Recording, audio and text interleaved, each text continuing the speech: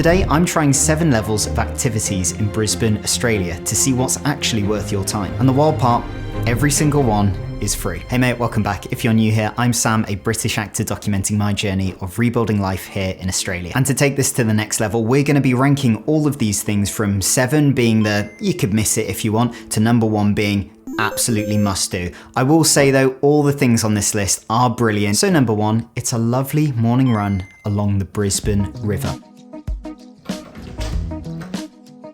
The Brisbane River is gorgeous, and it's the longest river in southeast Queensland. It's named after Governor Sir Thomas Brisbane, and it's 344 kilometres long, which that's a lot of kilometres. Now, I'm a runner, but whether you're a runner or not, this is an absolutely amazing activity to do. Of course, make sure you put on that SPF 50 sunscreen because the UV levels in Brisbane are no joke. The birds, they're sounding like broken car alarms, but it's absolutely gorgeous because they're gorgeous. What can I say? I love the birds in Australia. Oh, that sounded a bit weird. If my wife's watching this, that's not how it sounds. And if you're looking for more walking or running routes while you're in Brisbane, then once you've done the river, circle back right and come to the Seven Hills Bushland Reserve. This gorgeous, expansive bushland with all these winding trails. You get that lovely dappled shade on those tree corridors. It is very hilly. There are some rocky parts, so make sure you're able to do it before you go. Now, I do love my running, but there are some brilliant things on this list. So we're gonna rank this one number 5 right now. Number 2, the Brisbane Botanic Gardens.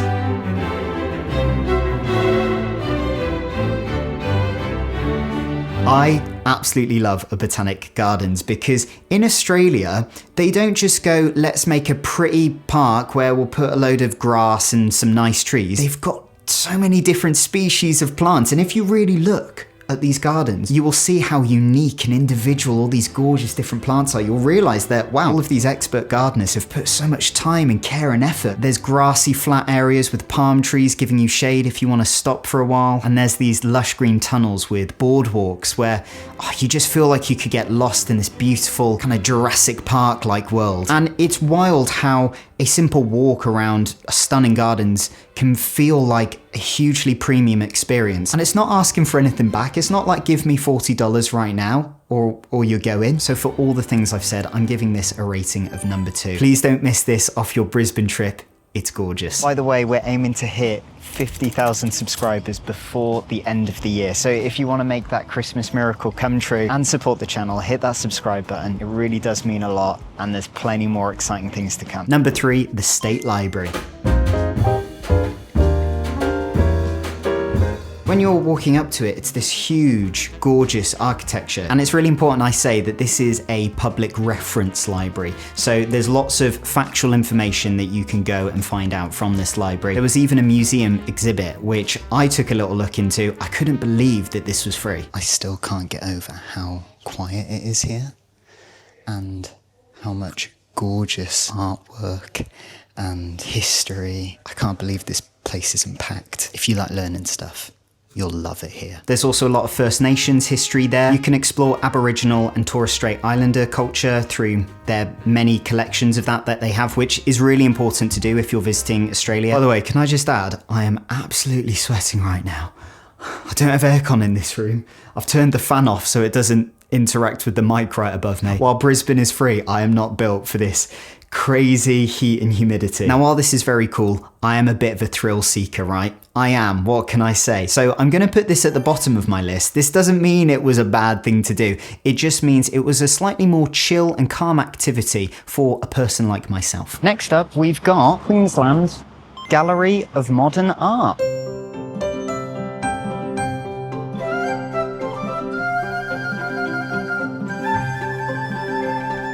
Now, I needed coma, right?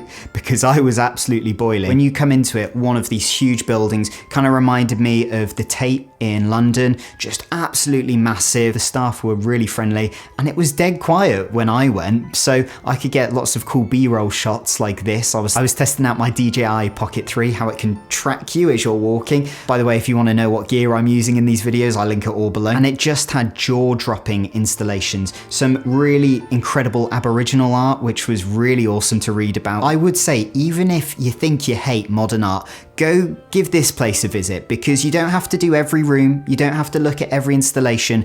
I promise though, there'll be something there that you'll like or you'll find interesting. By the way, if you go right to the back of the gallery, you will find these huge glass windows that overlook the river, other parts of the city. It was so cool. I'm gonna give this a ranking of number 6 because that's just me personally. Number 5, the Brisbane Arcade Christmas lights.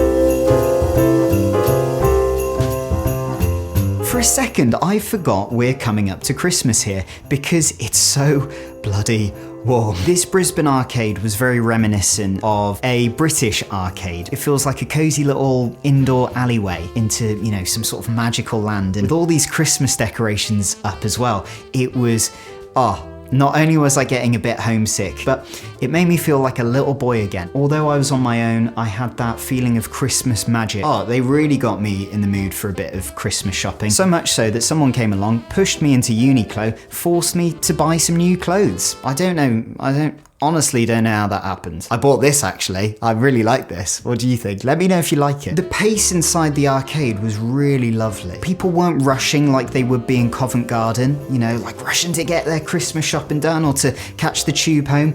Nah, people were respectful. People were taking it all in like myself, and it's a lovely atmosphere. So purely because of the childlike wonder it gave me, I'm ranking this number 3. Number 6, the top of the star.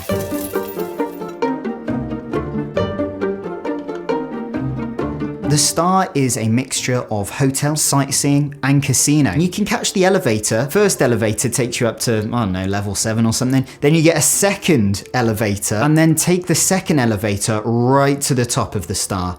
And the views up there are crazy. What an insane view. I can only imagine that at sunset, it's even more stunning. And you can walk around this whole thing and just get 360 views of the city. It's absolutely unreal. All of the places we saw in this video today, you can see from a 360 experience. There's restaurants up there, and there appear to be some very fancy people, you know, sipping their Aperol Spritz with that incredible view. And they had this really scary glass platform that you could look through. It's kind of surreal because your brain is like, you know, you're safe. You're standing on what you expect to be very thick, strong glass. But there's also the other part of your brain that says, what if this just broke right now and you fell straight through, and you know you wouldn't be able to do anything, but it's quite thrilling, if that makes sense. But it was a really lovely experience, and this was kind of a moment in time where I was kind of missing my wife, and she had to work this day, so she couldn't come with me. So I'm gonna have to give this a rating of number 4. The funny thing is, doing this challenge today has made me realize there are so many more free things to do in this city than I ever expected. So comment below part 2, all caps, if you want a sequel to this video. Right, let's get on with the next thing. Number 7, Streets Beach.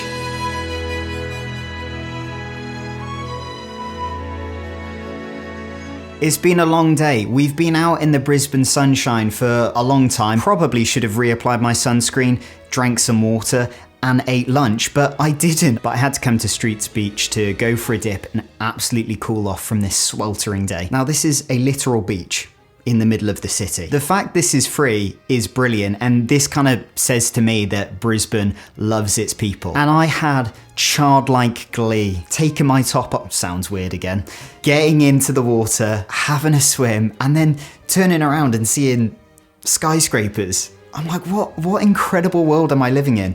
London could never. By the way, although this wasn't free for me, I did all transport today on the Brisbane buses, and it only cost me 50 cents. Each time. But I was getting sand between my toes, and for a second I forgot I was in a literal city. And although there were quite a lot of people there, everyone was super respectful of each other's personal space. Nobody was trying to like swim into you or splash you. Everyone, whether they were on their own like me or with other people, were just there to have a nice chill day, and chill I did feel. You can probably tell I'm gonna rank this number 1. Not only is it free, but it will create some of the best memories, especially if you're going with other people. You will have so much fun. And this is the moment I realized that not only is Brisbane incredibly underrated, but it's a little bit of magic in Australia that people often forget about. And the best part, all of this, every bit of it, costs nothing. Now, before you go, don't click away yet. Go watch this video here all about the 9 strange habits you pick up, or at least I did, when you live in Australia. I will see you over there. Thanks for watching to the end. Bye.